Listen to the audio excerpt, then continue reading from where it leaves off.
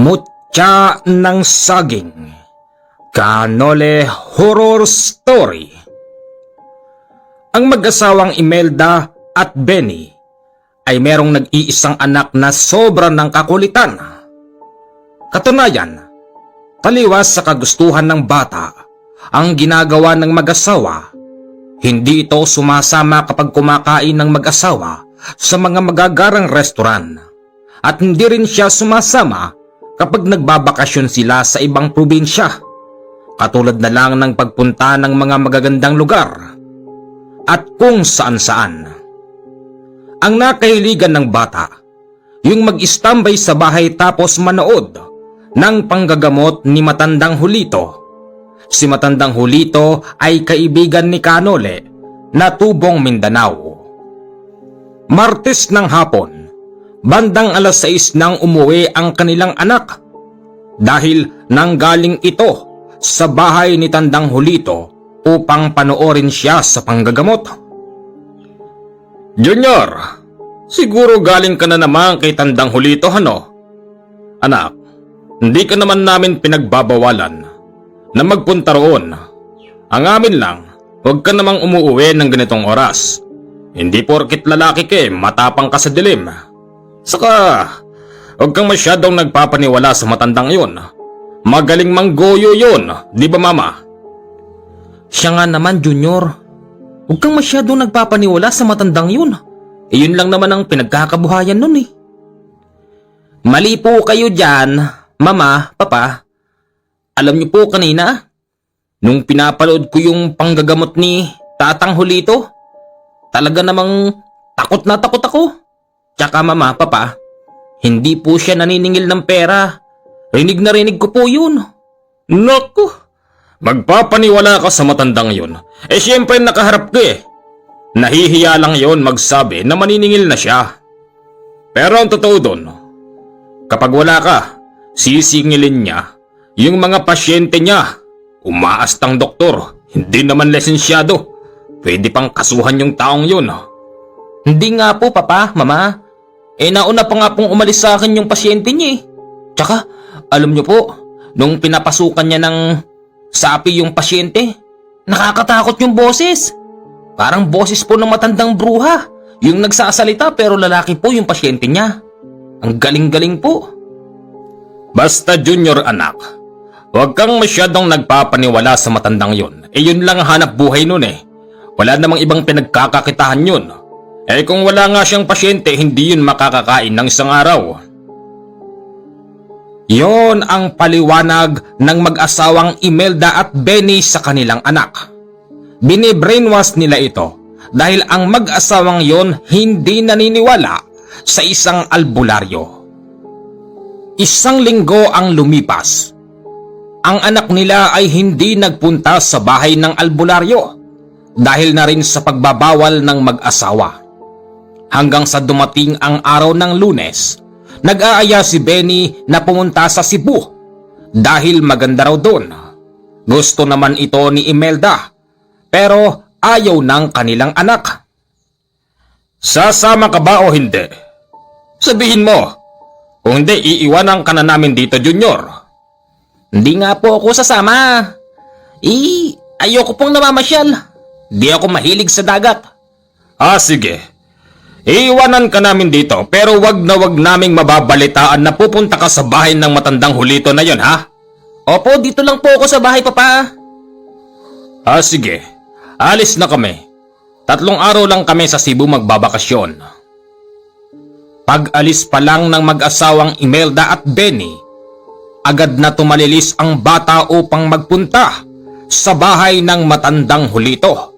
Inabutan niyang merong pasyente ang albularyo at dinig na dinig niya ang sinasabi ng nakasapi sa kanyang pasyente.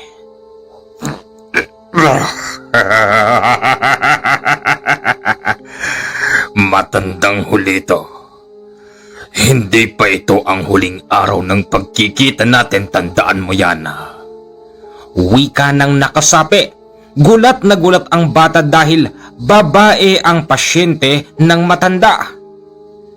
Maya-maya pa, biglang lumingon sa bata yung pasyenteng nakahiga at sinabing,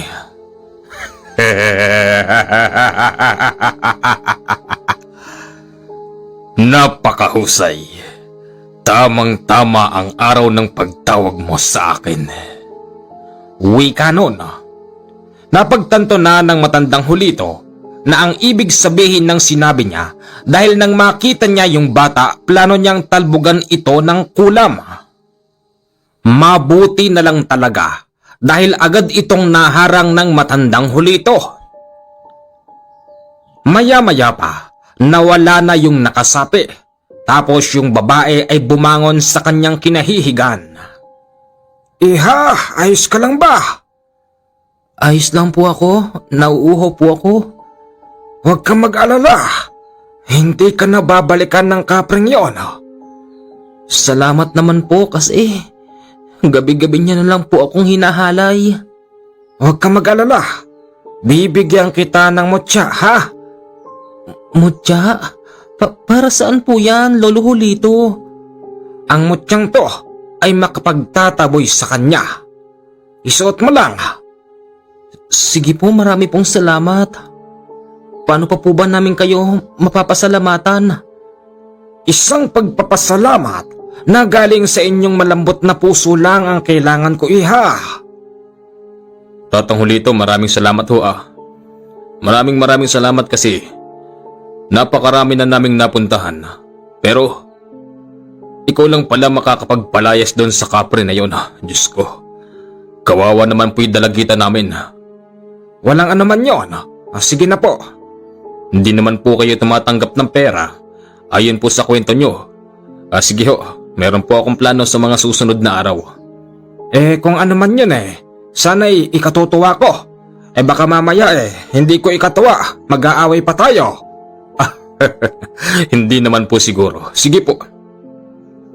"Hoy, Junior! Nasa nanay tatay mo? Baka pagalitan ka na naman." Umalis po. Nagpunta po sila ng Cebu. 3 araw daw po sila doon. Ganun ba? Anong araw pa lang ngayon? May pasok ka bukas. Hindi na lang po ako papasok. Wala naman po kaming ginagawa. Pumasok ka. Importante ang pag-aaral. Pag-aaral po ng panggagamot? Hindi. Pag-aaral sa eskwela. At iba ang pag-aaral sa panggagamot. Pero, Tatang Hulito, gusto ko rin pong matuto ng ginagawa nyo. Ha? Bakit naman? Mayaman ang mga magulang mo. Retiradong abogado yung nanay at tatay mo. Hindi ka pwede rito. Kasi una sa lahat, ang makakalaban mo, yang magulang mo, uusigin ka nila. Babawaling ka nila sa kagustuhan mo. Dahil sa sila'y mga dating abogado, mas gugustuhin nila na maging abogado ka rin. Hindi ito ang tamang lugar na nararapat sa'yo, iho. Pero, sige na, ano bang kailangan mo? Wala naman po. Gusto ko lang pong panoorin po yung panggagamot nyo. Tsaka ano po ba ibinigay nyong mutya doon sa babae? Hindi mo rin maintindihan. Kahit na ipaliwanag ko sa'yo. Sige po, papanoorin ko na lang po uli. Maya-maya pa, may bumalik na isang pasyente. Pero ang sumapi ay hindi lang basta mangkukulam. Isa rin itong kapre. Yun pala, yung nakasapi kanina sa babae.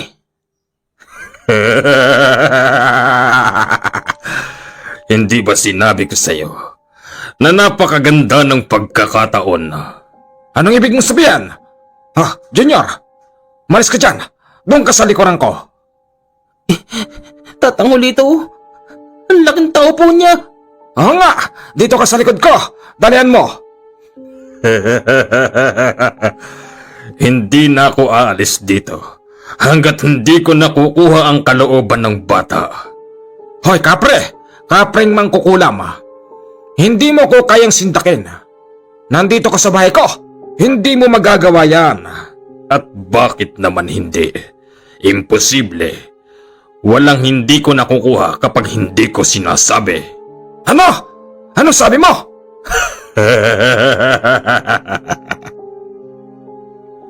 Sadyang malakas talaga ang matandang Hulito dahil kahit nasabihin ng mangkukulam na kapre na ang bata ay kukunin niya ang kalooban, nagagawa niya itong sawatain sa pamamagitan ng malakas nitong orasyon. Ang orasyon na yon ay ibinigay sa kanya ni Canole at inaral niya naman sa mahabang panahon. Ilang araw ang lumipas, ang mag-asawang Benny at Imelda ay dumarating. Pansin na pansin ng kanilang junior na yung kanang pisngi ni Imelda ay bigla na lamang lumobo. Akala nga ng bata na masakit lang ang ipin ng kanyang mama. Pero hindi pala ordinaryong sakit yun dahil ito ay kumain lang daw ng seafoods at bigla naman siyang nagkaganon. Katunayan, ilang ospital na rin sa Cebu ang kanilang pinuntahan. Pero hindi siya napapagaling. At ang nakapagtataka, parang nilagyan lang daw ng hangin ang kanyang pisngi, kaya ito lumulobo. Tapos walang findings ang mga doktor. Mama, pumunta na po tayo doon kay Tatang Hulito. Baka siya lang po makapagpapagaling sa inyo. Anak, wag mong kausapin ng mama mo. Hindi na nga makapagsalita eh. Anong Tatang Hulito na naman? Hindi totoo yun. Walang manggagamot. Ang totoo doktor. Naintindihan mo anak? Palagi ka siguro doon nung wala kami dito no? Masyado ka na-impluensyahan ng matandang yon. Opo, inaamin ko po papa. Doon po ako, araw-araw, uuwi lang ako dito pag matutulog. Ano? Ibig mo sabihin doon ka rin kumakain? Opo, pinagluluto pa nga po ako ni Tatang Hulito. Anak nang, isuka mo. Paano ko po may susuka? Wala na po Ilang araw na pong lumipas. Buisit na batang to. Ang ginawa ni Benny, pumasok ito ng kwarto, kinuha ang kanyang baril at nagtungo sa bahay ni matandang Hulito. Nagpaputok siya roon ng isang beses at pilit na pinalalabas ang matandang Hulito. Matandang Hulito! Ano bang pinapakain mo sa anak ko ha? Oh, Benny! Ikaw pala ay magandang araw sa'yo. Walang maganda sa araw. Ano bang pinakain mo sa anak ko? Lason na lason ang isip niya nang dahil sa'yo. Bakit? Wala naman akong ginagawa sa anak mo. Alam mo Benny, itinuturing kong parang apo ko yung anak mo. Pag nandito siya, kung gusto niyang kumain ng kung ano, ibinibigay ko.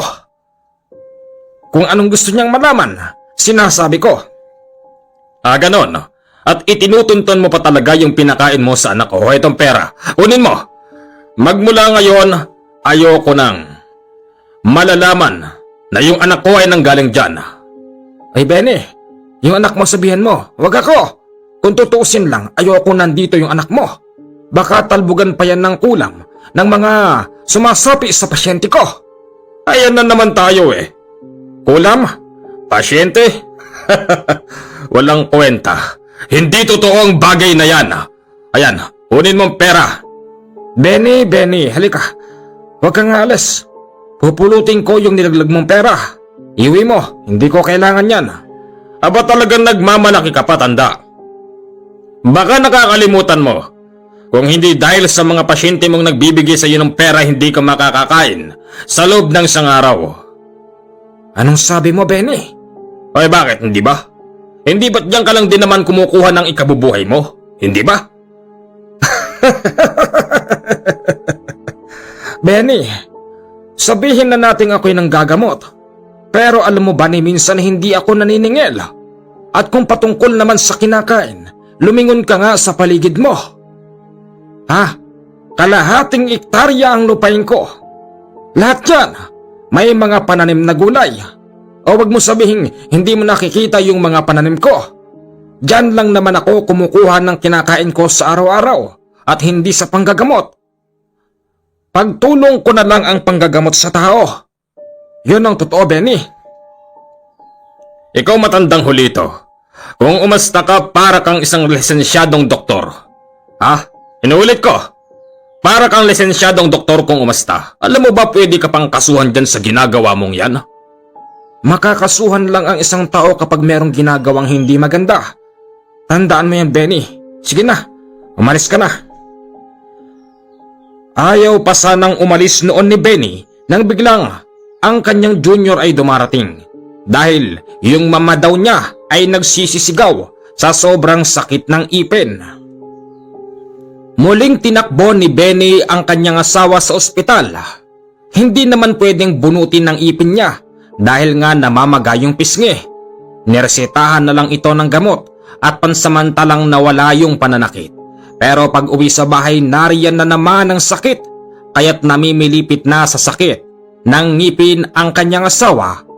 Kasabay nun yung pagtugon sa ulo at sa dibdib pati na rin sa likuran. Nakaramdam noon ang matandang Julito kaya't siya mismo ang nagtungo sa bahay nila Benny kahit nataliwas ang paniniwala nila Benny sa paniniwala sa isang albularyo. Tao po! Oh, anong ginagawa mo dito? Problemado na nga kami. Dinadagdagan mo pa. Talaga bang pinipikon mo ko ha? Benny, alam mo'y naawa ko kay Imelda. Naawa ka man pero wala kang magagawa. Pwede ba? Lumayas ka na rito. Baka sa'yo ko na maiputok tong susunod neto ha? Benny. Sige, putok mo. Hindi ba't dati kang abogado? Sige, putok mo. E total kaya mo namang ipagtanggol ang sarili mo. Sige, putok mo. Kung kaya ng konsensya mo. Ano? Ano ba talagang sadya mo rito ha? Benny, tumabi ka. Anong gagawin mo? Mabilisan lang ang ginawa ng matandang Julito. Maniwala kayo o hindi. Yung pisngi ni Imelda ay kanyang sinampal pero yung sampal na hindi naman masakit. Nang makita yun ni Benny, agad niyang binunot ang kanyang baril at akmang puputukan niya ang matandang albularyo pero pinigil siya ng kanyang anak. Kasabay noon yung malakas na pag-iyak ng bata.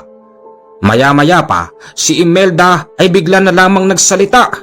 Pagtingin naman doon ni Benny, nakita niyang normal na ang muka ng kanyang asawa. Anong nangyari?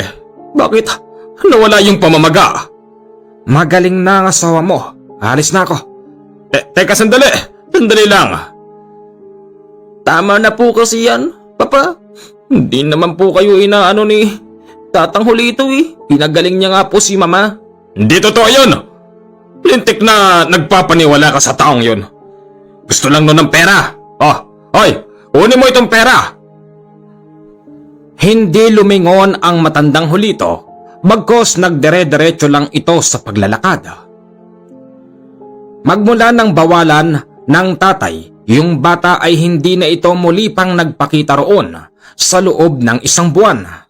Pero yung isang buwan na yon, eto pala yung mga araw at gabi na minamanmanan ng isang kapring mangkukulam ang bata.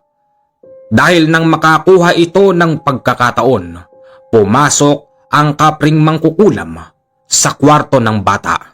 Pero bago yon, gabi-gabi na sinisilip ng kapring mangkukulam mula sa bintana ang bata habang natutulog. Ngayon nakakuha siya ng pagkakataon, kaya't ganito ang sumunod na nangyari. Sabi ko na nga ba, sinasabi ko na nga ba, na yung ibinigay sa iyo ng matandang Julito ay itinapon ng tatay mo. Ngayon, pagkakataon ko na ito para kunin ang kalooban mo. Nang magising yung bata, nakita niyang merong isang malaking mama na nakaupo sa paanan ng kanyang higaan. Sino ka? Anong ginagawa mo rito? Mahina lang ang tinig ng bata dahil hindi siya makasigaw. Animoy, may nakadagan sa kanyang dibdib. Maniwala kayo o hindi, dinampot ng kapring mangkukulam ang bata at akmang ilalabas. Nagkataon lang talaga na si Benny ay pumasok sa kwarto ng kanyang anak at kitang-kita rin niya kung paano bitbitin ng malaking mama ang kanyang anak mula sa paahanan hanggang sa kanyang kamay. Sino ka? Anak ka na nga! Wika ni Benny sabay bunot ng baril at nabitawan no ng kanyang anak at bigla na lang itong naglaho sa kanyang paningin. Sa mga sumunod na araw, palaisipan kay Benny at kay Imelda kung sino ba ang taong yun at kung tao man daw yun, bakit ganon? Bigla na lang itong naglalaho sa paningin nila. Dahil hindi lang yon ang unang beses na tinangkang pasukin ng kapring mangkukulam ang bahay ng batang si Junior. Sino kaya yon? Baka naman si Tandang Hulito yun. Alam mo naman yung taong yun. May sa demonyo yun eh. Ang daming kayang gawin nun. Nagkukunwari lang yun. Papa, ipakulong na kaya natin yung taong yun. Mama, Papa, ba't niya naman po ginaganon si Tatang Hulito? Ang bait-bait po nun eh. Tsaka kapre po yung pumapasok dito. Hindi naman po siya yung matanda. Tumahimik ka, Junior. Mama, sa palagay ko, ganito dapat kong gawin. Kung hindi siya natakot sa maliit, di sa malaki. Sandali lang. Paano gagawin mo? Kinuha ni Benny ang kanyang mahabang baril. Tapos nagtungo ito sa bahay ng matandang Hulito. Nagkataon naman na nagdidilim. Nagpaputok siya ng ilang ulit sa harapan ng bahay ng matanda. Hoy, matandang Hulito! Lumabas ka nga riyan. Alam kong ikaw ang gumagawa nito sa anak ko. Pagkatapos niyang magpaputok sa kapalang noon, lumabas ang matandang Hulito na kasalukuyan palang nakikipagkwentuhan sa kapwa niya albularyo. Benny, ano bang problema? Bakit ka nagpapaputok ng baril dito? Alam ko, matandang Hulito, na ikaw ang gumagawa nun sa anak ko. Lapit pa, lapit. Ayoko, hanggang dito lang ako. Lalapit ka ba o hindi? Bibilangan kita ng 5. Pagsapit ng 5, hindi na kita makikilala. 1, 2, 3, 4, 5. Sige, putok mo. Yung nagsalita ng panglima walang iba kung hindi si Kanole. Dahil magkaibigan sila at siya rin ang kakwentuhan ng matandang Hulito ng mga oras na yon. Napikon na ng tuluyan si Benny kaya't yung mahaba niyang baril ay itinutok niya kay Kanole, pero maniwala kayo o hindi, anumang kalabit niya sa gatilyo ayaw pumutok ng baril. Hindi puputok yan. Naikwento sa akin ni Tatang Hulito na isa ka sa umuusig sa kanya. Ngayon, patutunayan ko sa iyo na merong isang tunay na albularyo. Sige, huwag ka magsawa. Barilin mo ako ng ilang ulit. O ano, ayaw pumutok ano? Anong nangyayari sa baril ko? Imposibleng ayaw nitong pumutok. Kapuputok lang neto kanina. Muling inulit ni Benny ang pagpapaputok pero sa itaas. Pumutok ng 3 beses yung mahaba niyang baril. Pero nang muli niyang ipuputok kay Kanole at kay matandang Hulito, ayaw na nitong pumutok. O ano? Ngayon naniniwala ka na, Benny? Imposible. Imposible ito. Baka may sira lang yung baril ko. Hindi nga yan puputok, Benny. Dahil ang kaharap mo ay isang albularyo. Meron kaming kakayanan na hindi paputukin niyang baril mo. At kahit nasabihin na pumutok, hindi rin kami tatablan yan. Akin na nga yan. Hinatak sa kanya ni Kanole ang baril niya. Maniwala kayo o hindi, nang ibigay niya yung mahabang baril kay matandang Hulito, walang ano-ano, ipinutok nito ng 2 beses sa likuran at sa harapan ni Kanole yung baril, pero hindi siya tinablan. O ano? Nakita mo na, Benny? Yan ang mga taong inuusig mo. Takang-taka si Benny Anong klaseng tao raw ba si Kanole? Imposibleng may mga taong ganon. Hindi ako naniniwala. Mga anak kayo ng dyablo. Wika pa ni Benny, kasabay noon ang pagkuha niya ng mahaba niyang baril na tangan-tangan ng matandang Hulito. Sinabayan din niya ng paglayas tapos hindi pa rin niya ito mapaniwalaan. Pagbalik niya sa kanilang tahanan, tulog na ang kanilang anak. Pero kinabukasan, heto na at tinamaan ng matinding karamdaman ang bata. Kaya nila dinala sa ospital. Nakapagtataka kasi kung bakit nagkaroon ng ganong sakit ang bata. Ayon sa mga doktor, ang sakit ng bata ay hepa. Hepa? Imposible naman yun, Dok. At paano nangyari yung bagay na yon? Sabihin nyo nga sa amin, tunay ba talaga kayong mga doktor, ha? Sir, mawalang galang na po ano. Yun po kasi ang nakita sa makinarya namin. Kung ano po ang sasabihin ng makinarya, yun po ang sasabihin namin sa inyo. Huwag naman po kayong magsisigaw dito. Igalang nyo naman po ang ospital. Ginagawa naman po namin ang lahat eh. Pero imposible yun. Walang hepa ang anak ko. Sir, mawalang galang na po uli. Sana po yung susunod na sasabihin ko, huwag niyong ikagalit. Dahil yung hepa ng anak niyo, masyado nang malala. Ito nga po yung sample ng ihi niya oh. Dilaw na dilaw. Tignan niyo yung mata. Naninilaw. Pati yung katawan. Ano hong gagawin namin dito? Ginagawa na nga ho namin ang lahat eh. Tapos gaganyanin niyo pa kami. Konting respeto naman po, attorney. Kilala ko po kayo. Dati kayong attorney, di ba? Sa maalala ko nga po kayo yung attorney na malaki maningil dahil kayo ang humawak ng kaso ng aking tiyo. Yung nakapatay, hindi ho ba kayo yon? Huwag mo nang binabalik ang alaala na yon. Lampas na yon. At magpasalamat sa akin yung tiyo mo. Kung hindi dahil sa akin hindi siya makakalabas ng kulungan at hindi siya maabsuelto. Dahil sa hindi naniniwala si Benny sa pinagsasabi ng doktor, inilipat niya pa ito sa ibang ospital. Katulad ng una, iisa lang din ang sinasabi ng mga doktor doon. Hepa ang sakit ng bata. Hanggang sa nagkanda ubos-ubos na ang kanilang pera, walang ospital na makapagpagaling sa bata ng mga panahong yon. Hanggang sa isang araw, yung bata ay bigla na lamang nagsalita at sinabing, "Dalin niyo po ako kay Tatang Hulito. Siya lang po makakapagpagaling sa akin, Mama, Papa." Ano?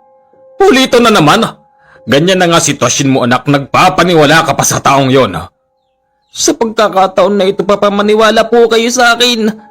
Siya lang po makakapagpagaling sa akin. Kahit na taliwas sa kagustuhan ni Imelda at ni Benny, sumunod sila sa utos ng bata at buong pagpapakumbaba ang ipinakita nila sa harap ni Tandang Hulito at ni Kanole nang nagtungo sila roon. Isang mapagpalang araw po. Humihingi po ako ng kapatawaran sa mga nagawa ko. Ngayon, nandito po kami sa inyong harapan. Humihingi po kami ng tulong para po sa agarang paggaling ng aking anak. Ilang ospital na po ang napuntahan namin. Halos maubos na po ang pera namin.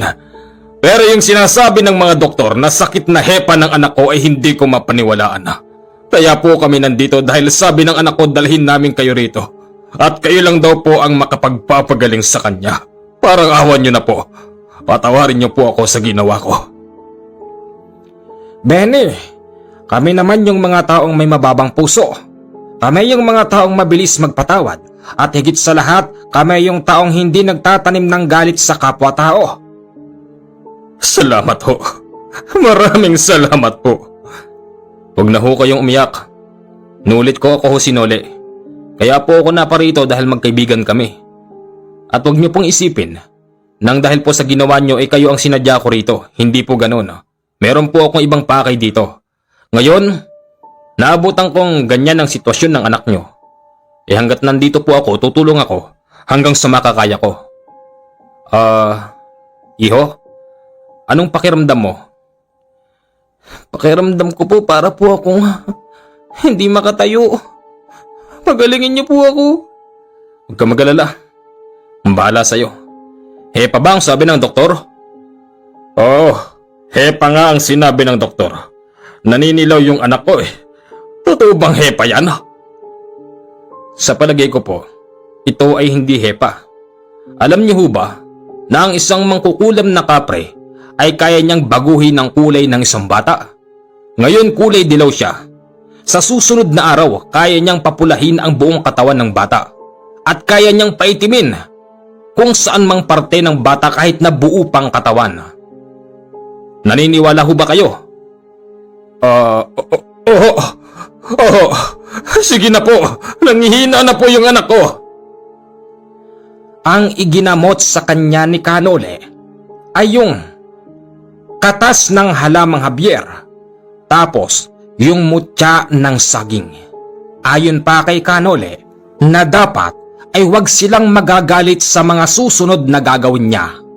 Umayon naman si Imelda at si Benny, kaya't kumuha siya ng maliit na blade. Hiniwaan niya ang parting laman ng bata at meron siyang ibinaon. Ano po yung binaon nyo? Para saan po yan? Wika ni Benny. Para saan po ba yung ginagawa niyo? Dumudugo na po yung laman ng bata. Huwag ho kayong mag-alala, Benny. Ito ay tamang proseso ng isang albularyo. Ibinabaon ko sa kanya yung mutya ng saging.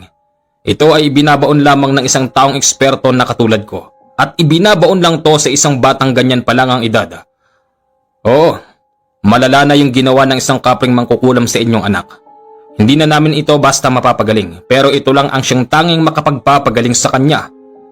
Pinahirang ko ng katas ng halamang Javier, itong mutya ng saging, bago ko ito ibaon sa kanya. Iho, wala kang nararamdaman, di ba? Wala naman po. Parang normal lang po. O, kita nyo na. Naniniwala na kayo? Ha? Anong mangyayari pagkatapos niyan? Huwag ho kayo mag-alala, Benny. Melda, maliit na sugat lang to. Bukas na bukas, sarado na yan. Ha? Anong sarado? Hey, hindi ko kayo maintindihan. Sarado na yung sugat niya. Tsaka mababaw lang ang pagkakabaon. Tandaan nyo, ngayong naibaon ko na to sa anak nyo, madali siyang makaka-recover. Mawawala na yung paninilaw ng katawan niya. Tapos yung gumagawa niyan hanggat nandito ako, hindi ko siya patutulugin. Tatapusin ko siya. Kinabukasan, ang bata ay biglang bumangon at sinabing, Mama? Papa? Magaling na po ako! Hindi na po kulay dilaw yung katawan ko, tsaka nakakatayo na po ako. Ay, salamat. Salamat naman.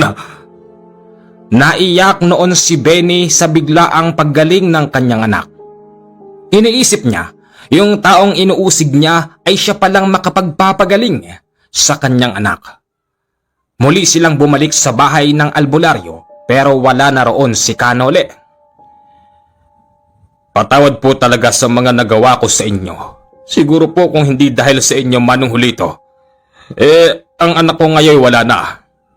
Maaaring ganun nga. May tanong ko lang po, ano ho ba yung binaon ng taong yon sa katawan ng anak ko? Mutya ng saging. Katulad ng sinabi niya, ang mutya ng saging ay may kakayanan na makapagpa-recover sa taong may karamdaman. Paano ho kung hindi yung gawa ng kapre na mangkukulam? Kahit na ito ay sakit na galing sa mga natural, kaya ka nitong tulungan. Makaka-recover ng paunti-unti ang taong nagkaroon ng mutya ng saging. At alam mo ba, bata lang ang pwedeng baonan sa mga katulad ng maedad na hindi na pwede. Pero meron hubang mutya na para sa amin? Baka mahirap na meron, pero hindi ako magbibigay at wala akong karapatan doon. Si Kanole lang ang dapat na paghingan nyo noon. Dapat ay nagsabi na kayo habang nandito pa siya. Paano ko ba siya mapapasalamatan? Paano? Saan ba siya nakatira? Magbibigay ako ng malaking halaga. Benny, hindi lahat ng tao nakukuha sa pera. Yon ang taong hindi tumatanggap ng pera. Ha? Parang kayo din ho ba? Anong parang kayo? Talagang ako, parehas kami. Mas marami siyang natutulungan sa akin. Pero minsan, hindi siya naningil. Tatawanan ka lang nun at sasabihin pa sa'yo nun na ako yung taong kahit na hindi kumain ng isang linggo ayos lang. Ganon si Kanole. Dahil hindi naman basta nagugutom yon. Nakakakita pa yun sa dilim. Ano, naniniwala ka? Oo. Hindi ko talaga alam na meron pala talagang mga taong ganon. Ipatawad po talaga sa mga nagawa ko. Walang anuman. Okay, tapos na po ang ating kuwento. Isang magandang gabi po sa inyong lahat. Update lang po sa bata makalipas po ang ilang mga taon. Siya po ay nagsundalo. Ibig ko sabihin, ilang taon na ba yung bata noon? 10 yata. Tapos makalipas pa ang 10 years pa uli, siya po ay nagsundalo. Napakapalad ng batang yon. Alam nyo ba? Dahil nabaunan siya ng mutya ng saging sa katawan, nagamit niya pa po sa pagsiservisyo sa ating bayan. Palad, di ba? At sana po ay narinig nyo yung proseso. Bata lang po ang pwedeng pagbaunan. Pero yung mga may edad na hindi po pwedeng pagbaunan. Okay? At saka po yung ibinabaon po sa bata, yung mutya po na yun medyo maliit. Hindi po siya malaki. Sana po yung nagkakaintindihan po tayo. At mamaya po, sana meron pa tayong upload kung maganda ang panahon. Sana lang. Pero kung hindi, wala po tayong magagawa. Okay. Maraming salamat.